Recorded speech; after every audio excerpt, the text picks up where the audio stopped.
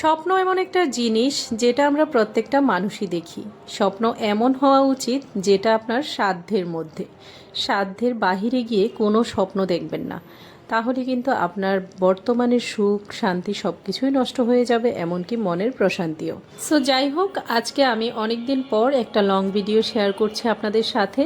ঈদের পর থেকে তেমন করে কোনো ভিডিওই আমার শেয়ার করা হয় না। আসল কথা হচ্ছে, বাড়িতে গেলে মোবাইল ধরতে একদমই ভালো লাগে না আমার। ভিডিওটি এই পর্যন্ত যারা দেখতেছেন তারা অবশ্যই বুঝে গিয়েছেন যে আমি কোথায় গিয়েছি। আমি একটা নার্সারিতে গিয়েছিলাম, কারণ আমার হচ্ছে গাছ লাগানো অনেক বড় একটা শখ। তবে আমার সময় সুযোগ আর পরিস্থিতি কোনোটাই হয়ে ওঠে না।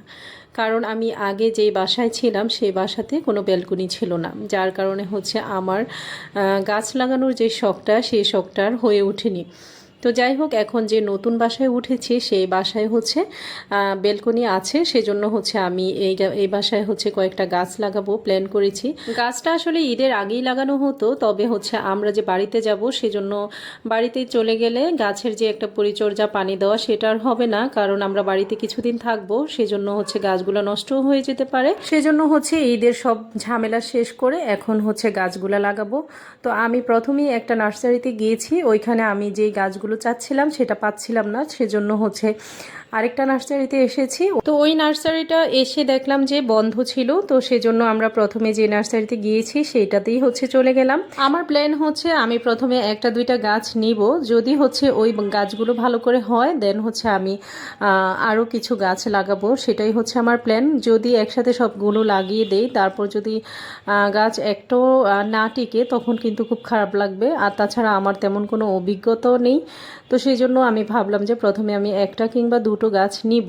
যদি আমার গাছগুলো টিকে যায় দেন হচ্ছে আমি অনেক অনেক গাছ লাগাবো, এটা আমার একটা প্ল্যান আছে। অনেক গাছ তো লাগাতে পারবো না, কারণ ব্যালকনিতে যেটুকু পরিমাণ প্লেস আছে সেই পরিমাণেই হচ্ছে আমার লাগাতে হবে। তো যাই হোক, আমার শ্বশুর ছিল, আমার শ্বশুর আব্বা হচ্ছে গাছ খুব ভালো চেনে। তো প্রথমে আমার ইচ্ছে ছিল একটা কাঁচা মরিচ গাছ লাগাবো। সেই মরিচ গাছটা যদি খুব সুন্দর করে যদি হয় দেন হচ্ছে আমি আরও কিছু গাছ লাগাবো। তো এই নার্সারিতে আমি কাঁচামরিচ গাছটা আর পেলাম না। উনি বলল যে পরের দিন আসবে, তো হচ্ছে বোম্বাই মরিচ গাছ আছে, এটা নিতে পারেন। তো আমরা ভাবলাম যে আচ্ছা যাক, বোম্বাই মরিচ গাছটাই নিয়ে যাই, দেখি কি হয়। দেন হচ্ছে আমি বোম্বাই মরিচ গাছের সাথে আরেকটা পেঁপে গাছও নিয়ে নিলাম।